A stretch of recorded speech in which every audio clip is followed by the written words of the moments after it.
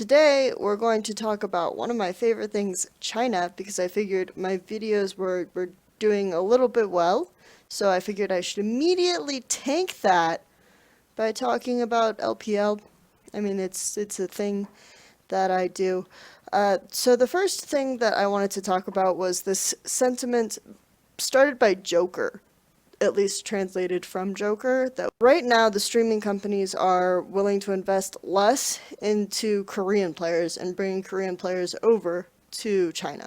This doesn't have anything to do with the anti-Korean cultural invasion or whatever that is affecting a lot of the K-drama actors, some of the K-pop singers. It has nothing to do with that. It's just the streaming companies themselves maybe not receiving as much investment for it to be worth it for them to pay for the Korean players. And I'm going to go over how this works again, even though I've done it several times, because I know that some people still haven't seen that information or anything like that. Effectively, the Chinese streaming industry and the streaming market is extremely large. And a big reason for this is that for a while, the television censorship by the Chinese government was really, really strict. So when originally streaming platforms came out, the Chinese government just required the Chinese streaming platform to have a license, and then you could put whatever you want on there, right? I could put me randomly ranting about nothing on there. No one would care. I could throw out random things that the government doesn't want to see on television. And this didn't necessarily have to do with bashing the Chinese government or porn or anything like that it has become about.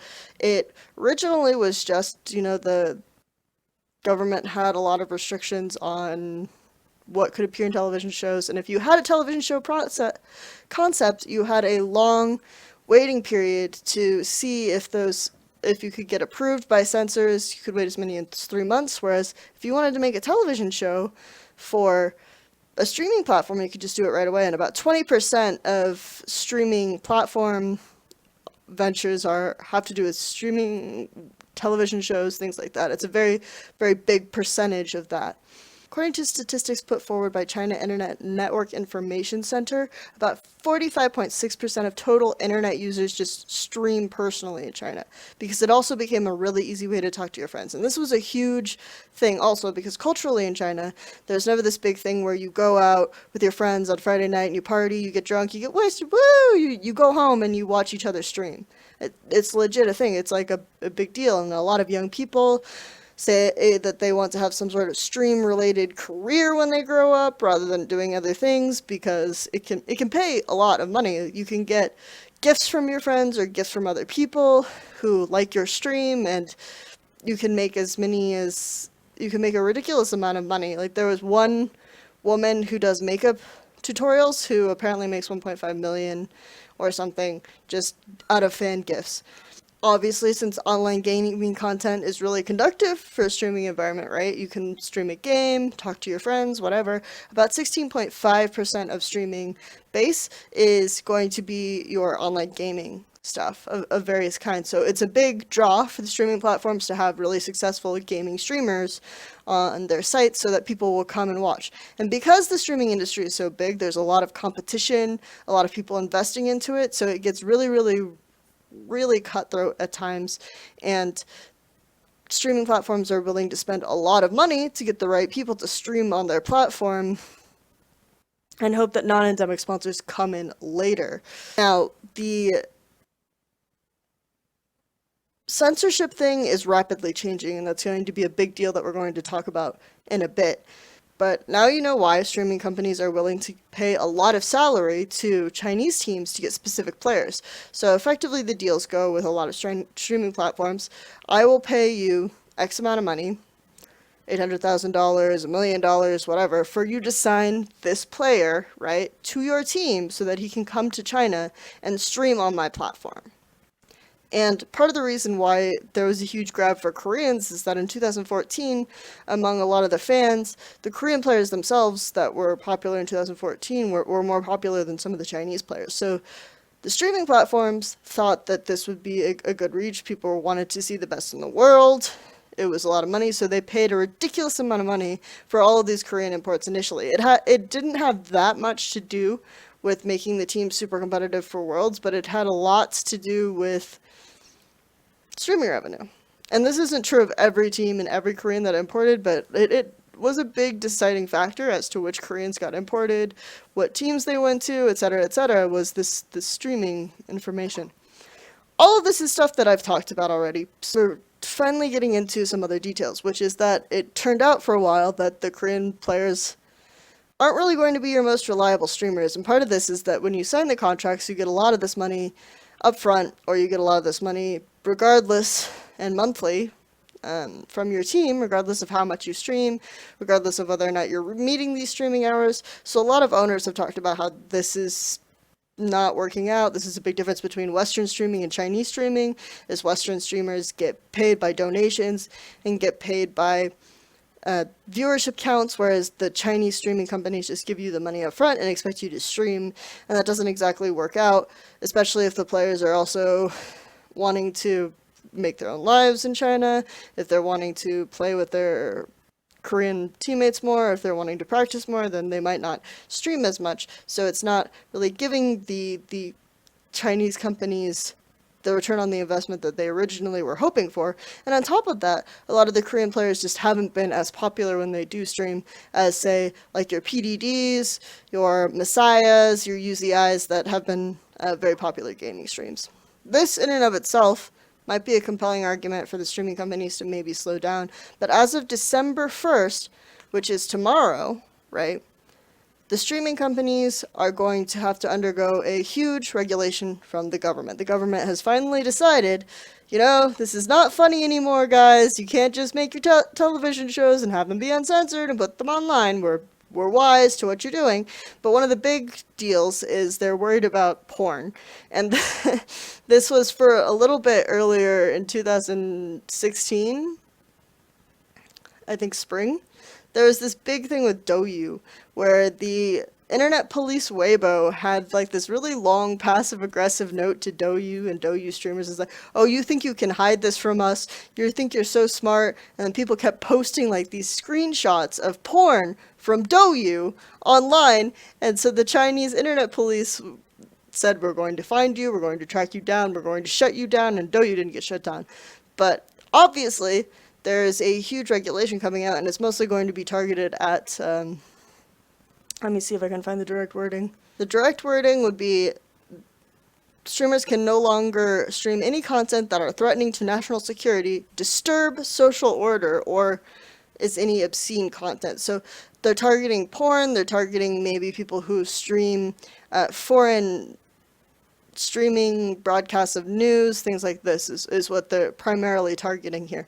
This, however, is going to require a huge amount of regulation. They're going to require people to do a lot. They're going to require real name authentication when you start your stream. The streaming platforms have to keep the footage for as many as 60 days afterwards and review it and flag any questionable content. They have to have 24-hour monitors of streaming content.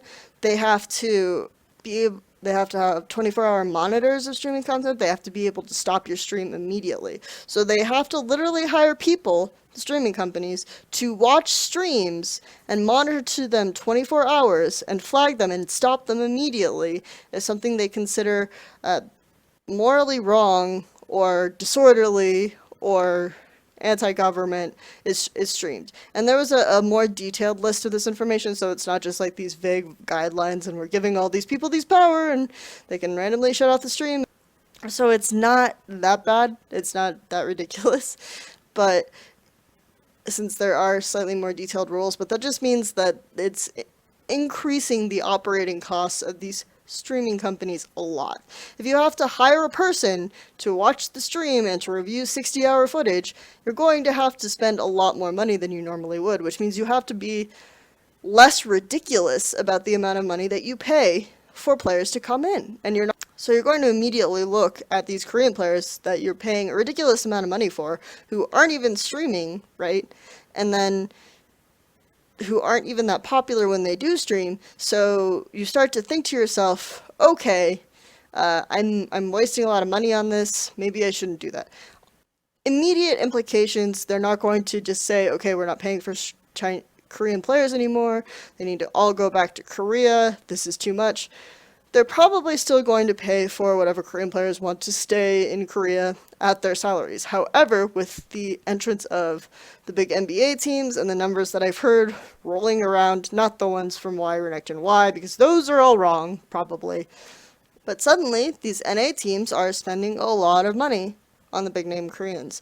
And also, this is a big crucial thing, is that Riot Games is increasing the prize pool, which gives more of an incentive for really strong Korean players to stay in Korea and try to win Worlds compared to what there were before. So there are these competing factors that make it less likely for a player who's focused on money to just go to China automatically.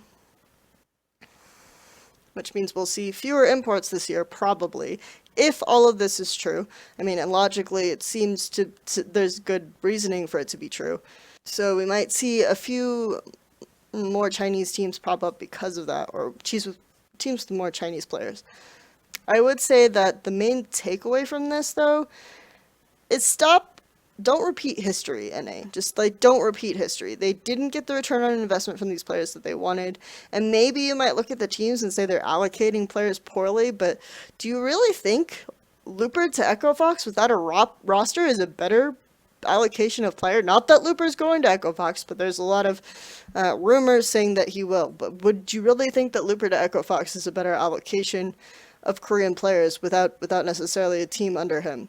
Do you really think that bringing in big name Korean players is going to be a substitute for just coaching and doing your job? They're not going to teach your players how to play. That doesn't always work, right? So you need a better plan than that. It's going to be a band-aid. It's going to cost you a lot of money. You're probably not going to get what you want. And they might not even be as marketable as you thought they were. So I don't know what to tell you. This is just kind of a really interesting situation anyway, and I wanted to outline and clarify some of the details that I've seen people getting wrong. I don't think the lowered investment has anything to do with League of Legends being less popular. I don't think it has anything to do with the Korean players themselves being less powerful or with negative Korean sentiment. It literally is just the streaming platforms are not getting what they paid for, and they're finally starting to be upset about that or have to make decisions about that. That's all. League of Legends is probably going to be popular in China for much longer than anywhere else in the world because of their unique relationship with Tencent.